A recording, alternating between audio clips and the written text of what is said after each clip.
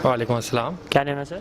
अहसन फ़ारूक। आपका? मोहम्मद अजीम। मोहम्मद अजीम। क्या करते हैं आप? मैं केमिकल इंजीनियर हूँ और केमिकल मैन्युफैक्चरिंग का और मेरा। आप क्या करते हैं? सर मैं सॉफ्टवेयर इंजीनियर और फ्रीलांसर हूँ। फ्रीलांसर कैसा लग रहा है यहाँ पे आकर? मेरे लिए बहुत ज़्यादा इन्फॉर्मेटिव है ये पूरी वर्कशॉप जो है, और मैं थोड़ा सा इसके ऊपर होम वर्किंग वर्क भी करके आया था, थोड़ा सा अमेज़ॉन के सिस्टम को समझ के आया था।